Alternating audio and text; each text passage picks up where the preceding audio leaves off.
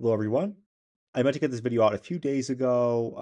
I try to set deadlines of myself. I usually fall short of them, unfortunately. But yeah, today I'm gonna review the Netflix DMC show, and I'm gonna sum this up really quickly. I have a mixed opinion of this show. I feel like a lot of the opinions I've seen are either really harsh or people who really like this show. There are some things I really, really like in this show, but there are also some things I don't because it really isn't like the most lore accurate show. But overall, like there's more that I like in the show than I dislike, and since it's not part of the main timeline, I'm able to give it some slack when it doesn't follow like the main timeline entirely. And I get that Adi was trying to make kind of a show up a cohesive narrative that he wanted to make, which I get is probably why there was a lot of the changes that were made, even though they're kind of awkward. I think they kind of fit the story he was trying to make. Again, though, for the quick summary, I watched all the show one day. I was able to be entertained throughout the entire show for the most part. However, I will say, as I was watching it, there were a lot of moments I was like, "Oh, that's really cool. That's a really like subtle cameo." Like, for example, okay, this will contain just spoilers, so hear me out from now on. I'm going into spoilers completely. Like I saw Lucia in one of the early episodes. I'm like, oh, that's so amazing. And there were a few like really cool things like that. I like the callback to the Five song. I thought that was hilarious. Dante dancing that scene, I just loved.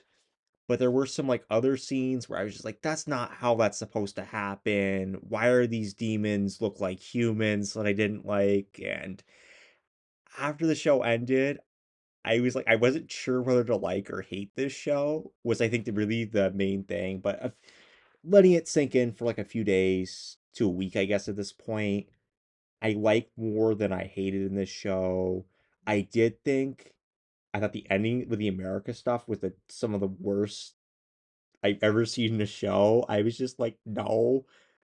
But I get it kind of sets up the story well with Arias. I'm willing to forgive that just because it sets up Arias pretty well in Hell. And I will say the Virgil scene, while kind of like just really kind of like a meme ending, I really enjoyed it. I thought it was just really exciting to see Virgil at the end, like cut up the American soldiers. I thought that was pretty good. So again, a mixed opinion. I I didn't know how to feel as my joke for all my friends when I finished this show. I'm like, it's not faithful, but there's just a lot of things I liked and a lot of things I didn't. I was never like in the middle about the show. It was always these really high highs and these really low lows. All right, that's really my opinion summed up really fast, but I am gonna go in way more into detail on every single aspect of the show.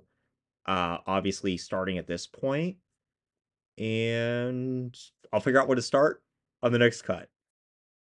Okay, actually, I think the best place for me to start is just really just summing up the plot really quickly, and then just kind of just saying what I think of everything that happened.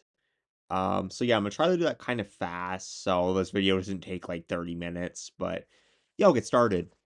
Okay, really, the way the show starts, it involves like the White Rabbit like robbing the Vatican.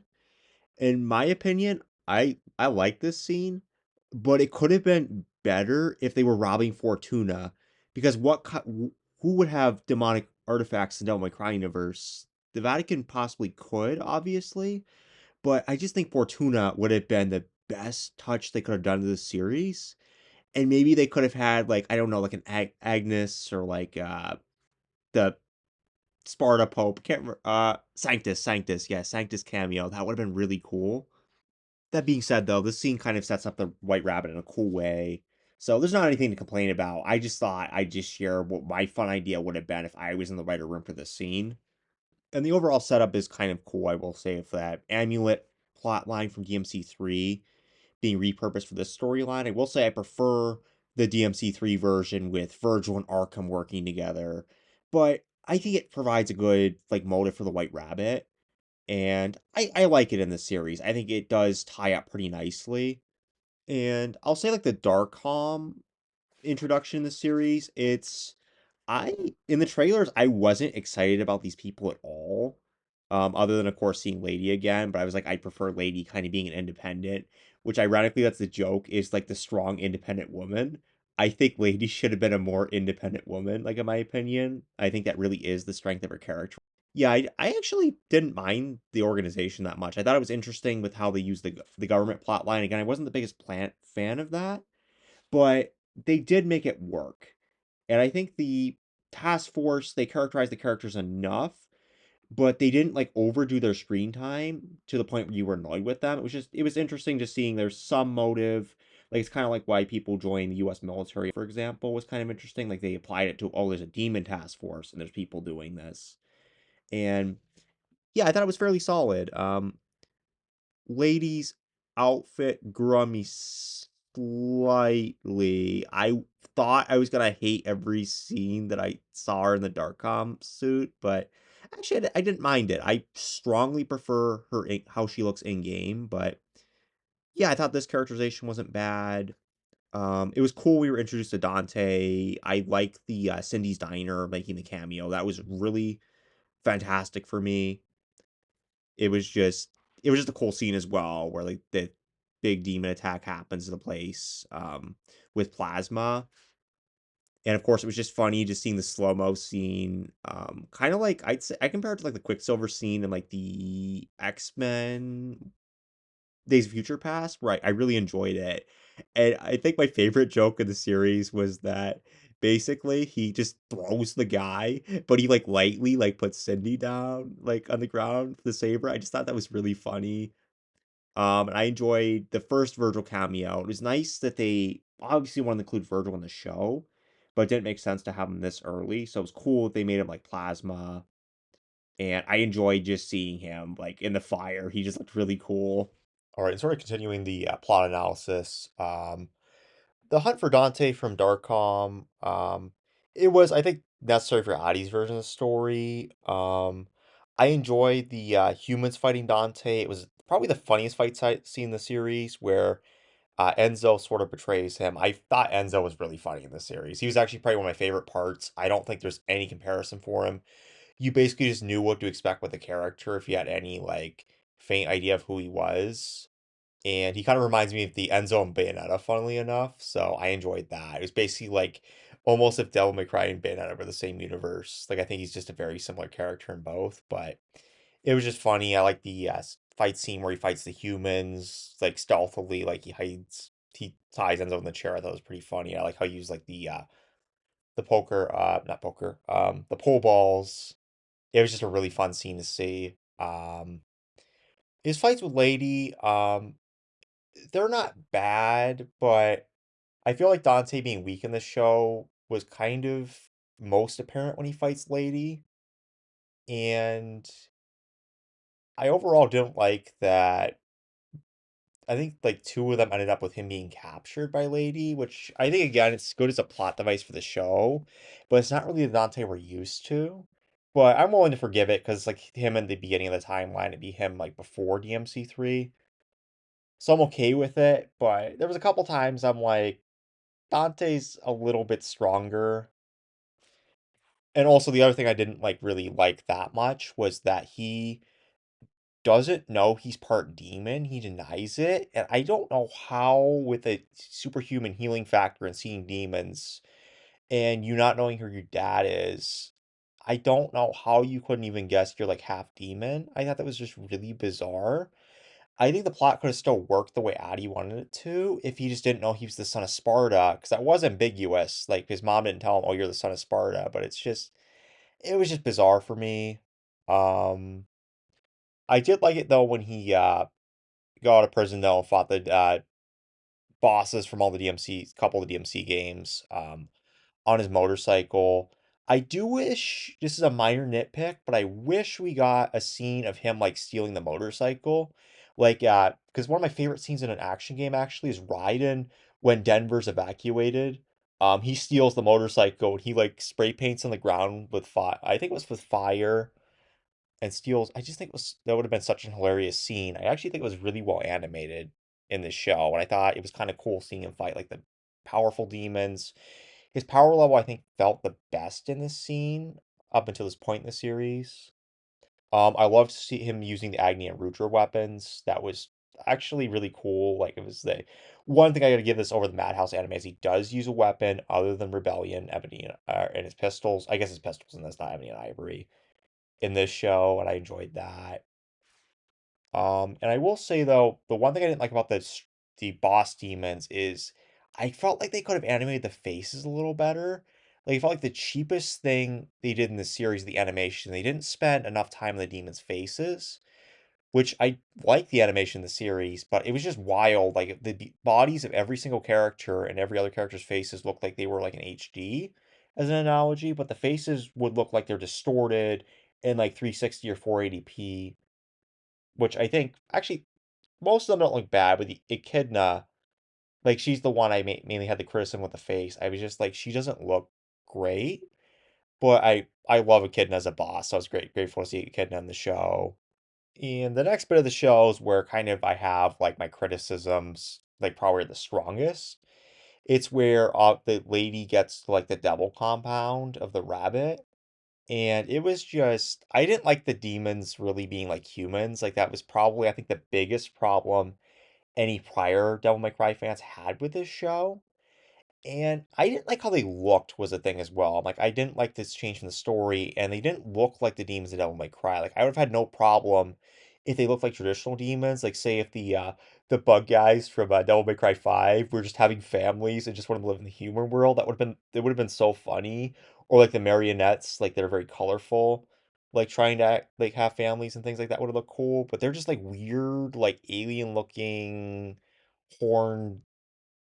I don't know. I just didn't like the designs. I didn't like that story direction. It does make Addie's story make sense with the White Rabbit, so I acknowledge it's different than what I'm used to, and it's not objectively horrible, but that's the part of the show that made me need to just take some time with it and see if I really liked it or disliked it.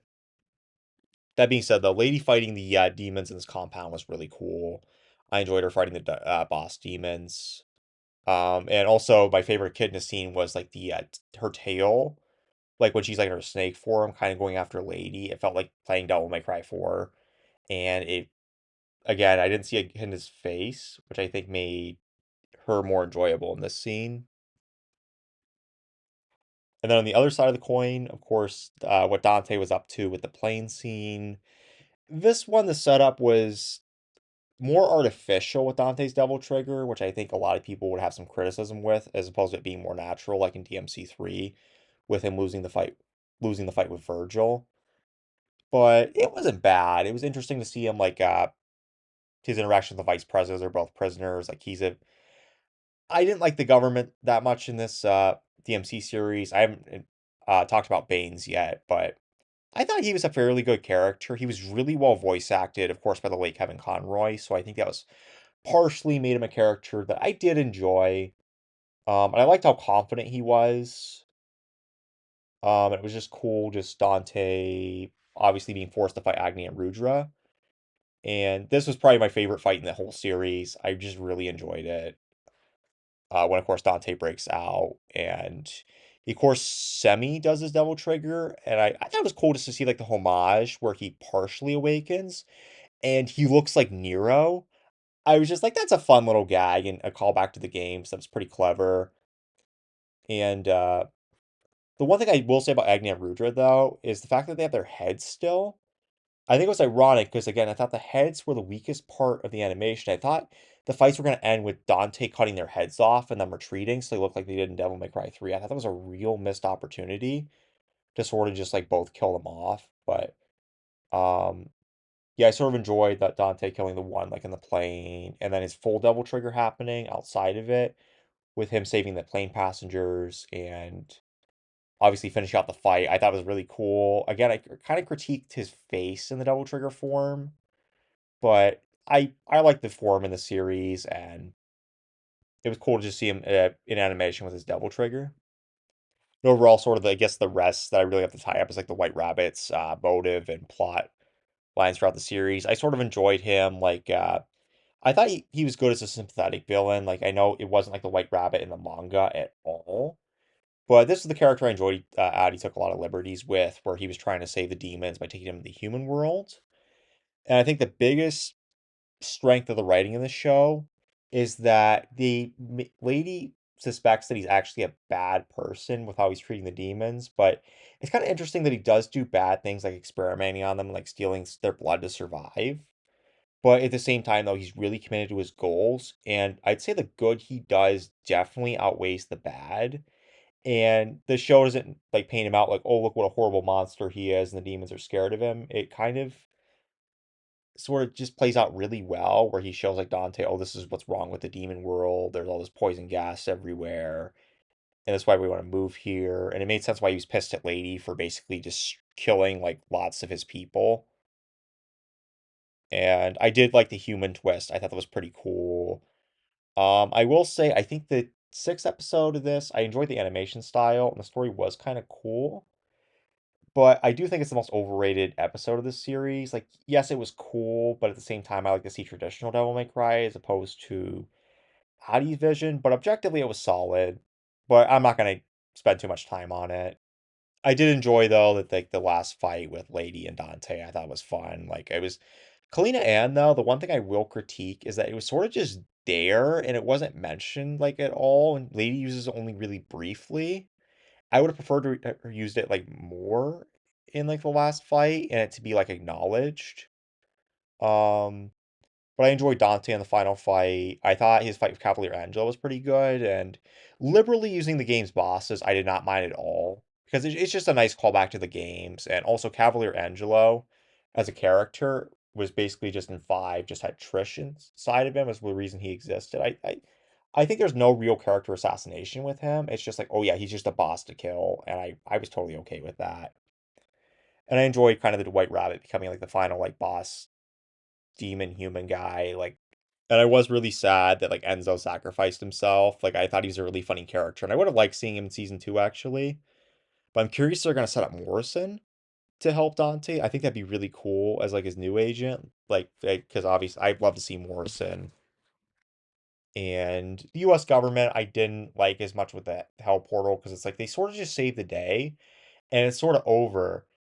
And then they have to add like the US government taking over hell afterwards, which I think will set up the season two of the show fairly well. So I'm not going to judge it too harshly until season two comes out. But I hated the America song, and I like Devil May Cry take place in an ambiguous timeline of where the country is or ambiguous setting. Like it kind of nice. Like yeah, it's a Western inspired setting, but like even with making five, they removed American flags to like we just should be ambiguous. We shouldn't make a character like ultra American.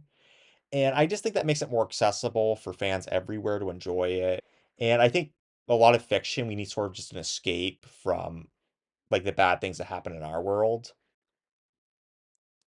But it again though, it does set up like Arias, like it gets the corporate interest intersecting with the American government and Baines. I will say though, I don't like that Lady betrayed Dante again. I feel like it's gonna really slow the plot down. And this would have been the perfect time for Lady to realize, like, what have I been fighting for? I'm gonna join Dante, and it would have just that would have made the ending better for me. Of course, I did enjoy Virgil coming at the end.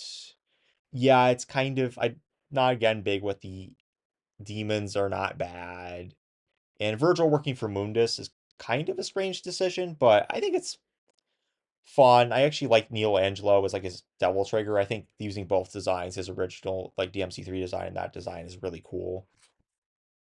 Okay, I think I'm done actually analyzing the plot, and wow, I talked way longer than I expected on that. So yeah, I'm gonna go into the other details of the show very briefly. Um, Overall, the music was hit or miss for me. I wasn't a big fan of how much licensed music they used, but they did use a couple songs from the games. I thought the cover of Devil's Never Cry they used for the ending was really, really good, in my opinion. Like the in-house band they had. They did a solid job with the Devil Trigger, and the Bury the Light cover was okay, but it was very brief, so it wasn't any quality, wasn't no problem at all. And I like the original Evanescence song. I thought that was good. But the licensed songs, while they are good and famous, I prefer the original music in Devil May Cry. It's just so much more fun when you give more independent artists like Casey Edwards a chance to really shine. Even the Devil May Cry reboot does this really well of having Combo Christ. Like I just like having more independent artists having some fun as opposed to big established names. And then the other detail I think really stands out in the show is the fight scenes are really fun to watch and very fluid. Sometimes Dante's power levels are a little messed up and he's a little weak, but again, I was one to defend that. So overall, I did enjoy a lot of the fights. My favorite, I think, of course, was Dante versus Agni and Rudra. And I think my second favorite was Dante versus the humans at the beginning. I thought that was really creative and fun. It felt like DMC3 and like the original Madhouse anime, like that one, like I very much compliment that. I think Dante's fights with Lady were pretty serviceable and fun to watch. The White Rabbit final fight was good, and the one with Cavalier Angelo. Lady's fights were serviceable as well. I had fun watching her against Echidna. But I will say, weirdly, I prefer the Madhouse lady fights over this one. I just the rocket boots and just think they just her using pistols. I wish I would have saw more variety. Like she should have had Kalina Ann a little earlier, in my opinion. And I did enjoy the use of Dante's Devil Trigger. I think that also elevated the fights, and using a weapon other than Rebellion, like Agni and Rudra, was fun. But it would have been cool if he had it at the end from defeating them as well. I would have loved that. And it would have been a really nice callback to Devil May Cry 3. But of course, it would have been harder to animate, I understand, for extended periods and explaining why he has both weapons. But it would have been cool. And again, I did enjoy most of the characters in this. Dante, he's characterized pretty accurately, I'd say, to his DMC3 self. Um, and it's almost like he's just himself, but in a new universe where he has different events to interact to. The main criticism I had was that they made it a big thing. He didn't know he was the son of a demon, let alone the son of Sparta. And I think they made it sound like ways like the viewer should be shocked. Like it was almost like it was aimed at new viewers as opposed to existing fans. I think there could have been a better balance achieved in this story beat. It was cool what little we saw of Virgil. I don't think his character is going to be exactly like he was in the games, of course, with the story set up, but I think overall his overall attitude and his feel as a character is going to be really cool to see, I think, in the next season. Lady,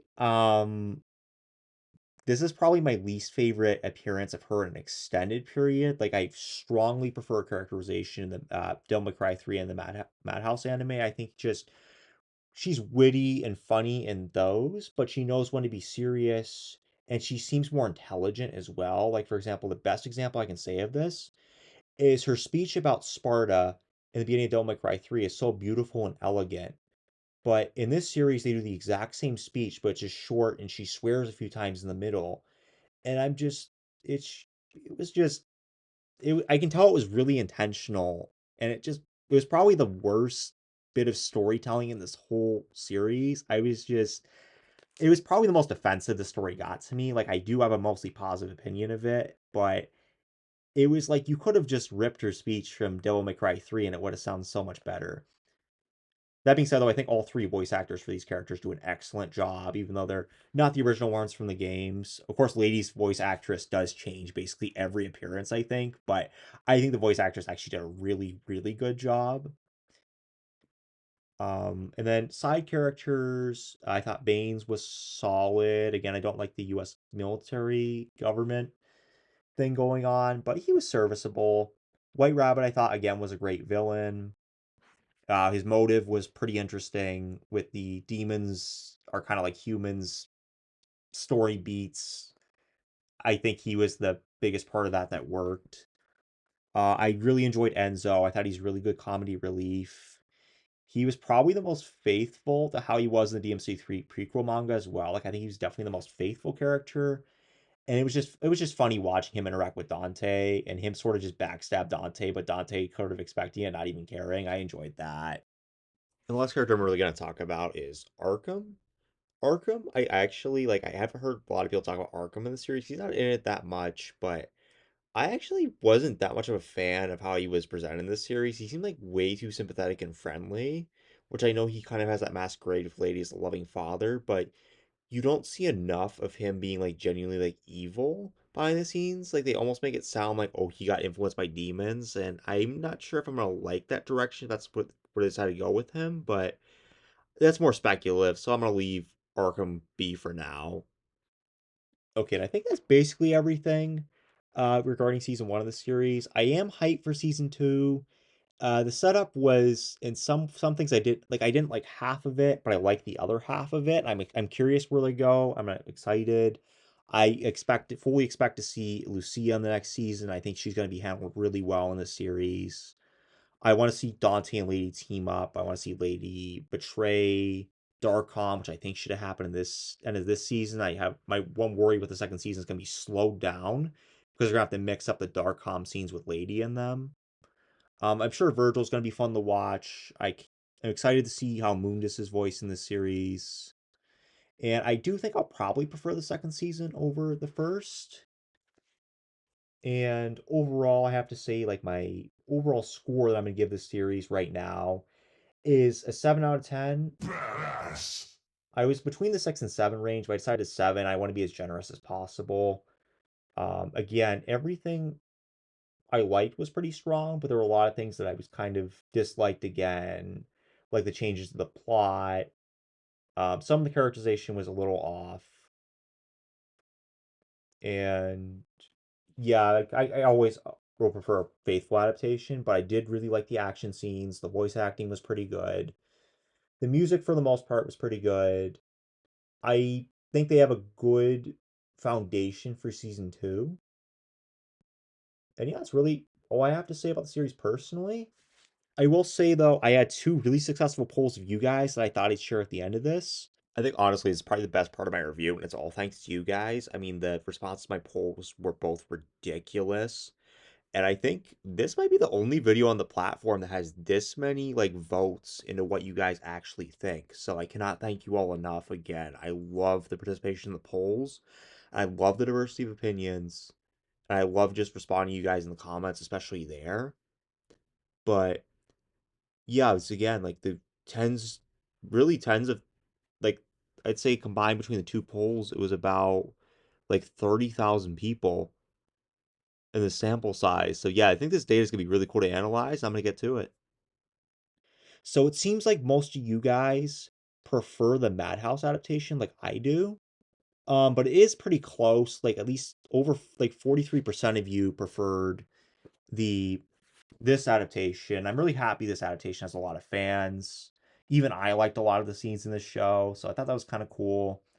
And then also in like an out of 10 rating, it actually seemed like most of you guys agreed with me, which was pretty cool. Like most of you guys were in the 6 to 7 range. I think over half the votes were.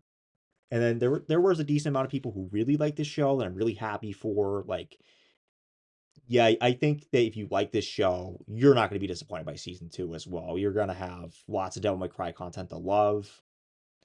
And I was kind of sad though, that a lot of people were really disappointed by this show. Like I was just like I almost was in that group, but I will say that just this will be fun to watch, I think, and you can ignore it as its own thing as well. But yeah, it was really cool, guys. Thanks so much for watching this. I think I'm gonna end it here before I start rambling on too much. But yeah, thanks so much for watching this video. I can't believe it ballooned in length so much. I sort of just kept talking and it's almost 30 minutes. I targeted 15 minutes for this video. Yeah, but thanks so much for watching all my videos again. I really, really appreciate you guys. The support I've gotten is insane. And that's going to do it for me. Take care of my fellow Dumple Hunters. And jackpot.